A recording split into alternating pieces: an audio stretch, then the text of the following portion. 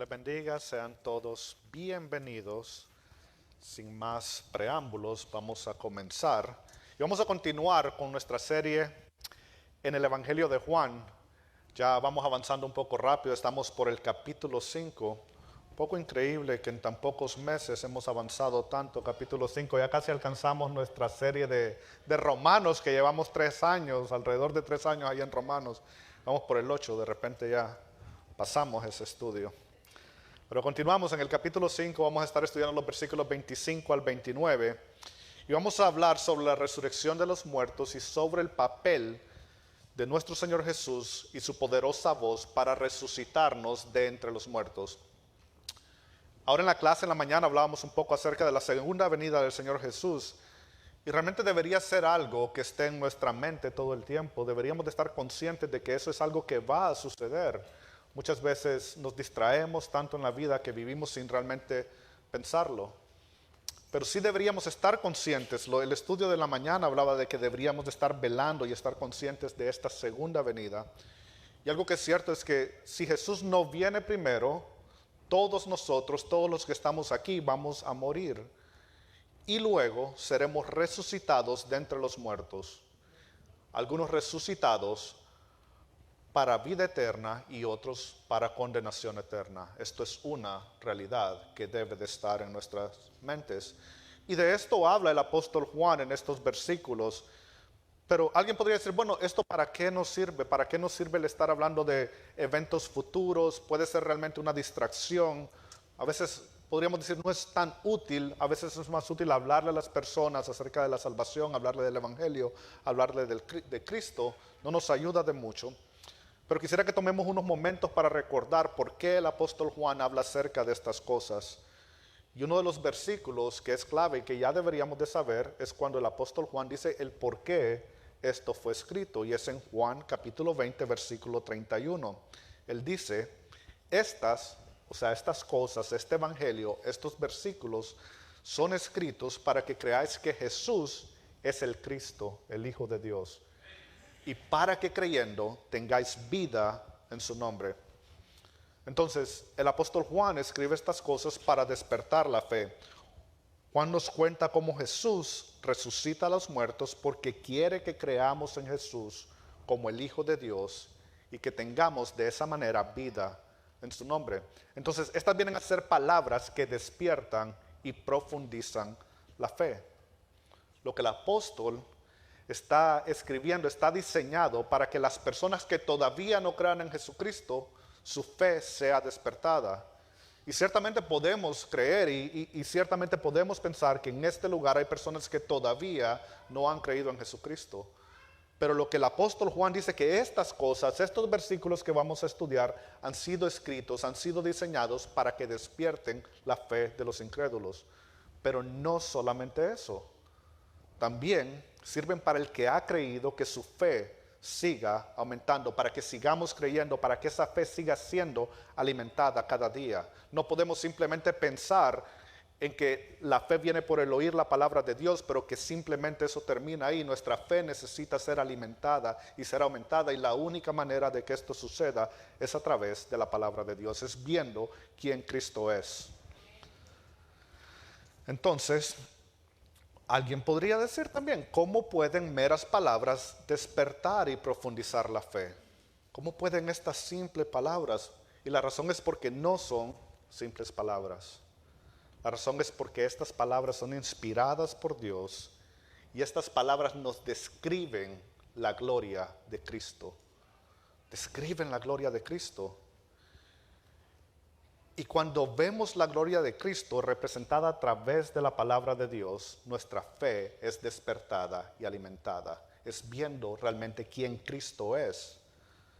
Y los versículos que podríamos tomar como clave de esto son versículos que estudiamos al principio de este evangelio en Juan capítulo 1, versículo 14 y versículo 16, donde nos dice que el verbo se hizo carne. ¿Cuál es ese verbo?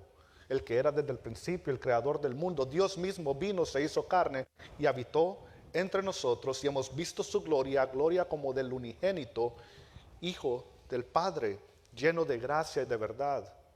Y de su plenitud hemos visto todos nosotros y hemos recibido gracia sobre gracia. Maravillosos versículos. Entonces Juan vio, Juan oyó y Juan tocó al Hijo de Dios. Él vio la gloria del Hijo de Dios, vio su plenitud y su gracia. Y de esa plenitud fluyó vida en él y le fue dada vida. Y ahora el Espíritu de Dios guía al apóstol Juan para que Juan, en cierta manera, nos represente lo que él vio, con palabras que nos represente qué fue lo que él vio y lo que él oyó y lo que él tocó. Y la gloria del Hijo de Dios sea representada a través de esas palabras y que nosotros la podamos ver. Y cuando la gracia de Dios llega a nosotros, despierte y profundiza esa fe. Entonces lo que esa fe viene a hacer es que viene a que nosotros también de esa misma manera podamos ver y saborear a Jesús. De la misma manera que Juan lo pudo hacer, de la misma manera que él vio y que él oyó y que él tocó, que nosotros a través de lo que él está describiendo en estas escrituras, nosotros también podamos experimentar lo que él experimentó. Es de esa clase de fe que está hablando, esa clase de fe que experimenta Cristo, una clase de fe que está satisfecha en Cristo. Y cuando más veamos a Cristo, más profundamente le conoceremos y le atesoraremos. Y entre más profundamente le conocemos y entre más profundamente le atesoramos, más profundamente Él viene a transformar toda nuestra vida. Entre más profundamente le conocemos y le atesoramos, Él viene a cambiar cosas que ni siquiera sabíamos que era necesario cambiar en nuestras vidas. Él viene a transformar cosas que ni siquiera sabíamos. Es a través de su palabra, es a través de ver la gloria de Cristo. Y es por eso que realmente yo con todo mi corazón le pido al Señor que estos versículos en esta hora nos sirvan para ver la gloria de Cristo. Y que si usted todavía no le ha conocido, que mire quién es Él, su poder, su voz, lo que Él es, su persona, su deidad, que le pueda ver y que pueda entregar su vida a Él. Así que quiero que vaya conmigo a Juan capítulo 5, versículos 25 al 29. Juan capítulo 5, versículos 25 al 29. Leemos. De cierto os digo, viene la hora y ahora es cuando los muertos oirán la voz del Hijo de Dios, y los que la oyeren vivirán. Porque como el Padre tiene vida en sí mismo, así también ha dado al Hijo el tener vida en sí mismo, y también le dio autoridad de hacer juicio, por cuanto es el Hijo del Hombre.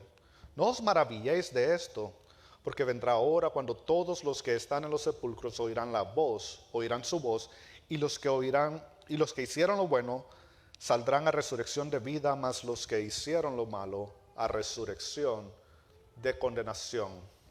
Fuertes, poderosos versículos que vamos a examinar en esta mañana. Y de estos 5 versículos quisiera sacar unas 5 o 6 observaciones que nos ayuden, espero, a ver la gloria de Cristo. La observación número 1 es que Jesús resucita a todos los muertos. Cuando por primera vez leo el versículo 25, yo leo, de cierto os digo que viene la hora y ahora es cuando los muertos oirán la voz del Hijo de Dios y los que le oyeren vivirán. Cuando yo leo esto, yo pienso que los únicos que van a resucitar son los hijos de Dios, los que oyeren su voz. Pero continuamos leyendo, y es lo normal cuando leemos la Escritura, leemos un versículo, pensamos, esto es lo que dice, pero continuamos leyendo y se corrige lo que estamos entendiendo. La misma palabra nos corrige. Versículo 28 y versículo 29. No os maravilléis de esto, porque vendrá hora cuando todos los que están en los sepulcros oirán su voz, y los que hicieron lo bueno saldrán para resurrección de vida, mas los que hicieron lo malo a resurrección de condenación. Entonces, ¿a quiénes resucitará Jesús? A todos. Versículo 28. Todos los que están en el sepulcro, en los sepulcros. ¿Y a quiénes incluye? Versículo 29. A los que resucitará para vida y a los que resucitará para condenación. Creyentes e incrédulos, todos, nadie escapará. Es lo mismo que Daniel enseña en Daniel 12, versículo 2. Y dice, muchos de los que duermen en el polvo de la tierra serán despertados, unos para vida eterna y otros para vergüenza y confusión perpetua. Unos para vida eterna y unos para vergüenza y confusión perpetua por la eternidad, para siempre. El punto principal aquí es que Jesús resucita a todos los muertos. Quiero que piensen eso por un momento, ninguno se escapará. Todas las personas que alguna vez hayan vivido serán resucitadas por la poderosa voz de Jesús. Todos, millones de chinos, nigerianos, colombianos, alemanes, salvadoreños, dominicanos, colombianos, mexicanos, hondureños, de todas las naciones, todos serán resucitados por Jesús. Él resucitará a todas las personas, resucitará a Julio César, a Judas Iscariote, al profeta Isaías. Él resucitará a Fidel Castro, a Ronald Reagan, a todos, cantantes famosos, presidentes, dictadores, todos serán resucitados por Jesús. Y no solamente eso, serán resucitados y estarán cara a cara, frente a frente, para ser juzgados por Él. Pero no solamente ellos, todos ustedes, todos nosotros estaremos cara a cara para ser juzgados por Él. Todas estas personas, Jesús es superiormente mayor que todos ellos, universalmente mayor que estas personas. Él es universalmente soberano sobre todas estas personas.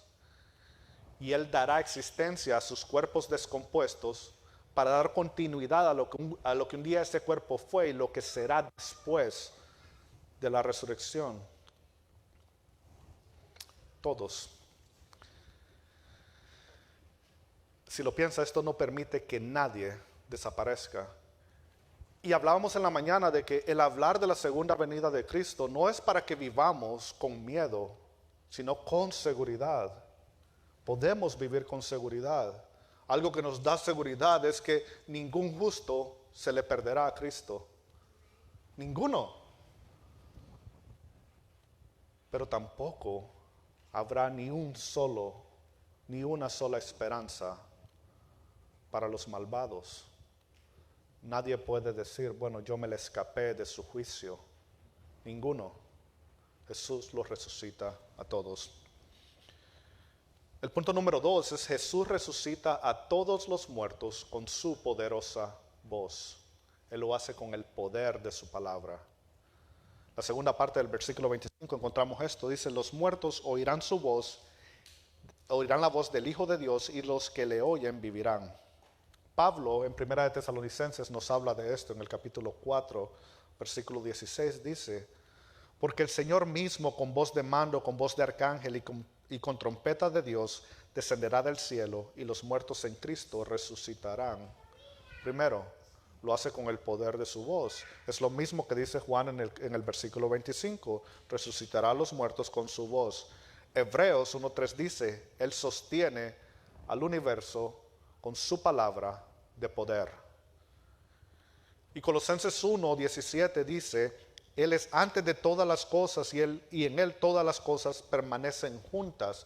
Qué voz tan poderosa de Jesucristo. Todas las cosas fueron hechas por el poder de su voz y las cosas permanecen juntas por su voz de poder. Deberíamos mantenernos asombrados con el Jesús revelado en estos versículos. Entonces, si Cristo mantiene el universo en existencia y si todas las cosas se mantienen, todo lo que está en el planeta, el universo, todas las estrellas son sostenidas por el poder de su palabra, entonces también la resurrección sería mediante la palabra y la voz poderosa de Cristo. Es para que nos asombremos de quién es este Cristo. Cuando Jesús habla en su oficio como creador, la nada simplemente obedece. De la nada. Hágase la luz y la luz se hace. Y cuando Jesús habla en oficio como el que resucita a los muertos, la materia descompuesta obedece. Sin importar cuán descompuesto está un cuerpo, simplemente obedece la voz poderosa de Cristo. En estos versículos vemos gloria del unigénito del Padre. Vemos la gloria de Él. Deberíamos postrarnos y adorarnos a este Cristo revelado en las Escrituras. Lo que Juan quiere que veamos es quién realmente es, su poderosa voz, su deidad. ¿Quién es este Cristo que adoramos? ¿Quién es este Cristo en el que hemos creído? Punto número 3, ha llegado la hora de la resurrección. Versículo 25 dice, de cierto os digo, viene la hora, y ahora es, cuando los muertos oirán la voz del Hijo de Dios, y los que oyen vivirán. Dice, viene la hora, entonces Jesús está hablando en tiempo futuro, que vendrá una hora, pero también habla en tiempo presente, de que la hora está aquí, la hora es, ya esa hora está aquí. Ahora, ¿en qué sentido podemos pensar de que está hablando que la hora ya está aquí? Sabemos, es claro de que la hora viene, está hablando de la segunda venida de Cristo. Creo que no hay debate acerca de eso. La hora viene cuando los muertos resucitarán, cuando Jesús venga de nuevo. Pero ¿en qué sentido la hora está aquí? ¿En qué sentido la hora es? Y realmente pienso que lo podemos, y seguramente el apóstol Juan lo habla en diferentes sentidos. Podríamos ciertamente pensar de que estando muertos en nuestros delitos y pecados, Él vino y nos dio vida y hemos pasado de muerte a vida espiritual.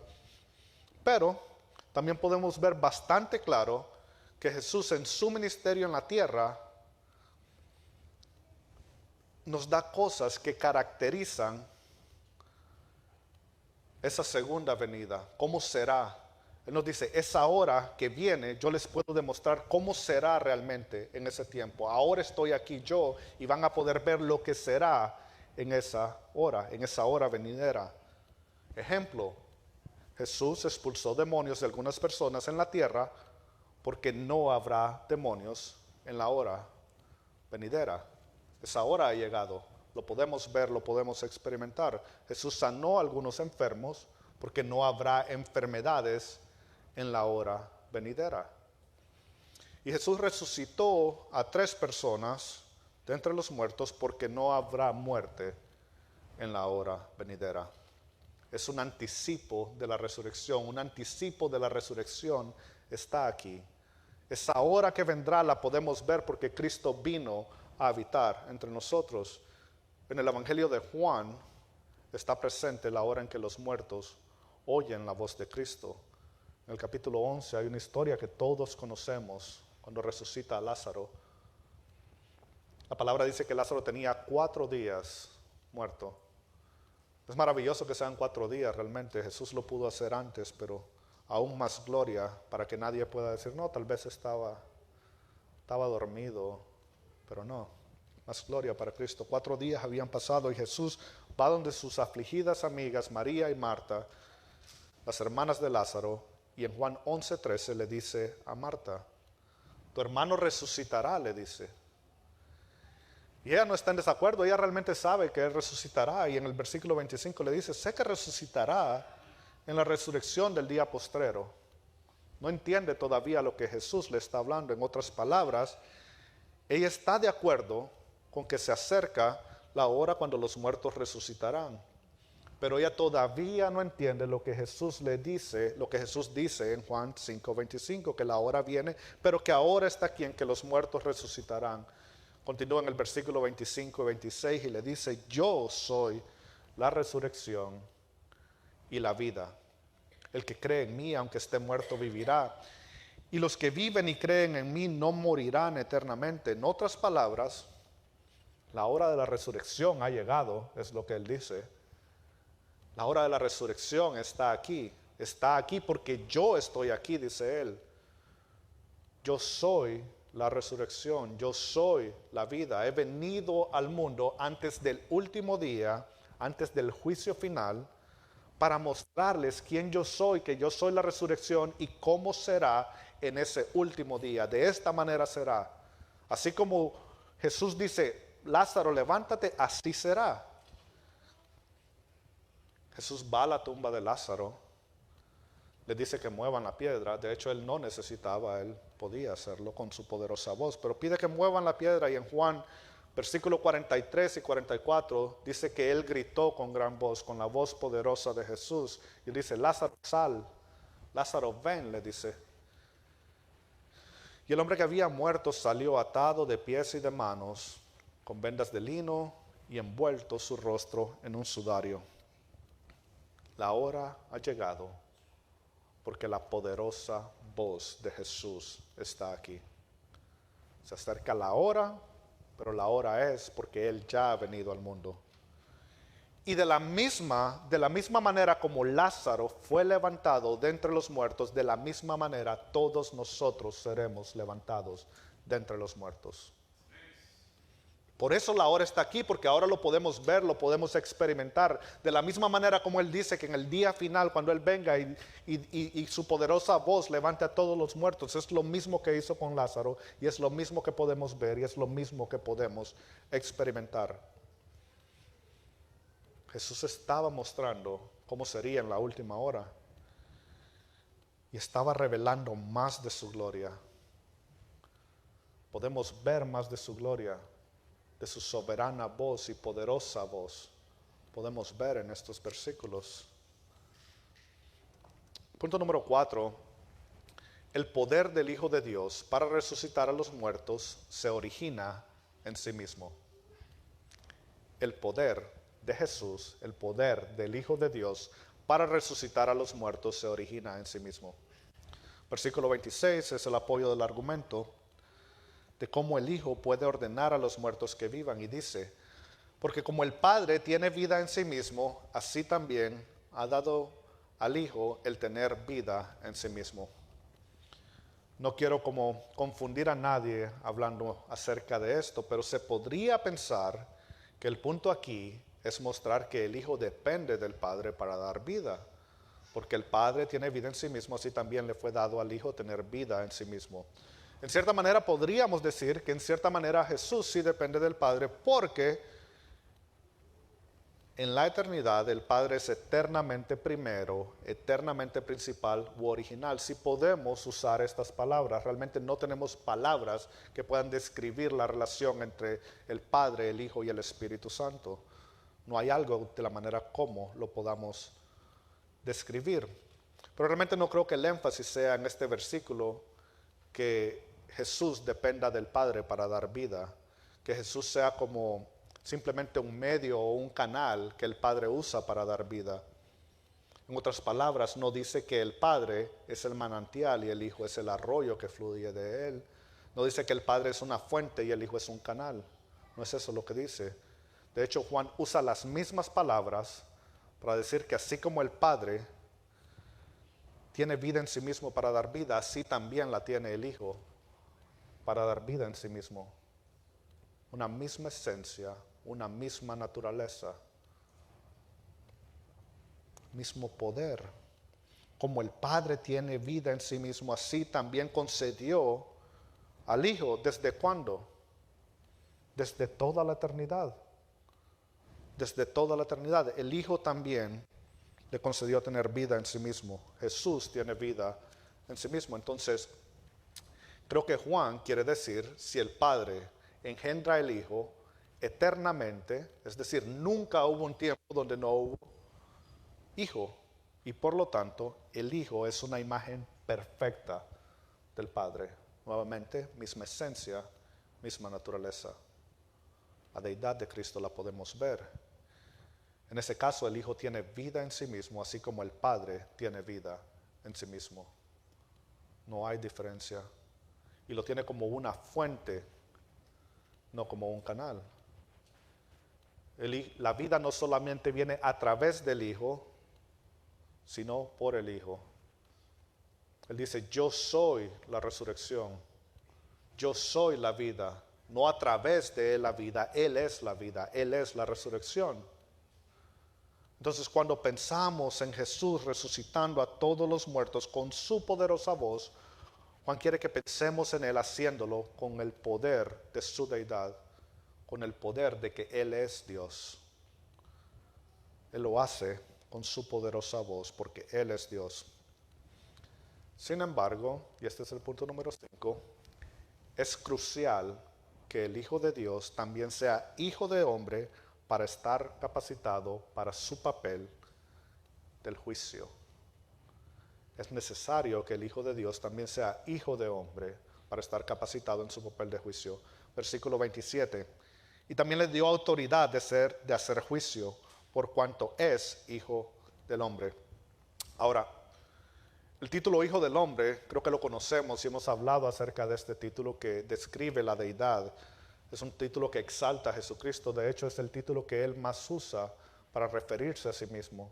Cuando Jesús habla, siempre dice el Hijo del Hombre, refiriéndose a él mismo. Y encontramos una visión, una profecía en Daniel capítulo 7, hablando de que él ve como un hijo de hombre desciende desde el cielo y le fue dado poder, potestad, majestad, honra, gloria, poder sobre todas las naciones. Entonces está describiendo al mismo Dios cuando habla del Hijo del Hombre. Pero creo que en estos versículos el énfasis no es la exaltación de la divinidad de Cristo. Creo que lo que habla es que el juez del universo, el que resucitará a todos los muertos y los juzgará, debe ser un hombre, un hijo de hombre, un ser humano, Dios, hombre, un humano vulnerable. Recuerde lo que Pablo le dijo a la gente de Atenas, capítulo 17, versículo 31. Dice: Dios ha establecido un día en el cual juzgará al mundo con justicia. ¿Por quién? Por aquel varón o por aquel hombre a quien él designó, dando fe o dando testimonio con haberle levantado de los muertos. Está diciendo que será juzgado por un varón, por un hombre. De modo que el juez del mundo debe ser un hijo de hombre, un humano. Considere lo mismo que habla el apóstol Juan en Apocalipsis capítulo 5. Está viendo esa visión y cuando dice que hay un ángel que clama y dice: ¿quién es digno de abrir el libro y abrir sus sellos? Sabemos de qué está hablando. Está hablando, es una representación del comienzo, del fin de la historia. Está hablando de los últimos días. Y dice que Juan mira a un ángel clamando: ¿quién es digno de abrir el libro y sus sellos? La respuesta: he aquí el león de la tribu de Judá, la raíz de David, ha vencido para abrir el libro y sus sellos. Y entre el trono y los cuatro vivientes, criaturas, y entre los ancianos vi un cordero de pie, como si hubiera sido inmolado. Y cantaban un cántico nuevo diciendo: digno eres de tomar el libro y de abrir sus sellos, porque fuiste inmolado. En otras palabras, Dios quiere que quien juzgue al mundo haya sido un cordero inmolado, un hombre crucificado. El león de Judá es el cordero de Dios. El Hijo de Dios que juzgará al mundo también es el Hijo de hombre suficiente. Y si preguntamos por qué nuestro juez debe ser un hombre que sufre, un hombre que conoce nuestras debilidades, creo que la respuesta es que Dios considera apropiado que los seres humanos sean juzgados por alguien que sabe lo que es ser un humano. Y no solo un ser humano, sino uno que sufrió y que se entregó por todos nosotros. Hay algo apropiado en que el que nos sentenciará para el cielo o para el infierno sea un Salvador suficiente, que el juez de todos los hombres se pueda estar cara a cara, ver a los ojos a cada uno, a cada hombre, y decir: yo también sufrí, yo sé lo que es ser un hombre como tú, yo también fui tentado. Debe ser un hijo de hombre. Finalmente, termino con este punto número 6. Dice: la vida eterna y la condenación eterna en el último día serán de acuerdo a nuestras obras, buenas o malas. La vida eterna y la condenación y la condenación eterna en el último día serán de acuerdo con nuestras obras, buenas o malas. Versículo 28, versículo 29. No os maravilléis de esto, porque vendrá la hora cuando todos los que están en los sepulcros oirán su voz, y los que hicieren lo bueno serán resucitados para vida, mas los que hicieren lo malo a resurrección de condenación. Ahora, esto no significa que seremos justificados por nuestras obras, o que Dios esté de nuestro lado por nuestras buenas obras, o que estemos unidos a Cristo por nuestras buenas obras. De hecho, significa todo lo contrario. Si usted es justificado por la fe, esa fe produce buenas obras.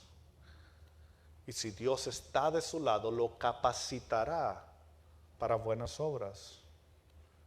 Y si usted está unido con Cristo, si usted es parte de Cristo, dará fruto de buenas obras. Y de esa manera, nuestras buenas obras se convierten en la evidencia. Eso es lo que vienen a hacer nuestras buenas obras. Vienen a convertirse en la evidencia, en la confirmación, en la verificación en el día del juicio de que fuimos salvos solamente por la fe. Fuimos justificados solamente por la fe. Y que si Dios estaba de nuestro lado, fue solamente por gracia. Y que si estábamos unidos a Cristo, fue mucho antes de que hiciéramos cualquier obra. Eso es lo que Jesús enseña, lo mismo que Jesús enseña en Juan capítulo 15, del versículo 1 al 8, cuando habla, es Jesús hablando acerca de la vid verdadera. En el versículo 5 Jesús dice, yo soy la vid, vosotros los pámpanos. El que permanece en mí y yo en él, este llevará muchos frutos, porque separados de mí nada podéis hacer. Él dice, yo soy la vid, vosotros los pámpanos. Nadie puede dar fruto separado de él. Una rama no puede dar fruto separado del árbol. Una rama separada del árbol es desechada, es quemada, no sirve, no da frutos, es inútil. Fuera de la vid no hay buenas obras. Fuera de la vid no hay frutos. Aparte de Jesús no hay buenas obras. Aparte de Jesús no existe salvación. Solo podemos unirnos a Jesús confiando en Él. Nuestras buenas obras no nos traen a Jesús. Algún día todos nosotros seremos resucitados de entre los muertos. Y de la misma manera como Jesús levantó a Lázaro, de la misma manera nuestros cuerpos descompuestos obedecerán la poderosa voz de Jesús. Ese día estaremos cara a cara frente a Él, frente a este poderoso Dios, frente a Él que también sufrió como nosotros, que fue tentado como nosotros, y seremos juzgados por Él. Y Él verá nuestra vida, no en busca de perfección. Él verá nuestra vida buscando evidencias, confirmación de que pertenecimos en Él, de que fuimos parte de Él, de que confiamos en Él, de que dimos frutos por estar unidos a Él. Dios les bendiga, hermanos. Quiero que oremos antes de quedar despedidos con este último canto.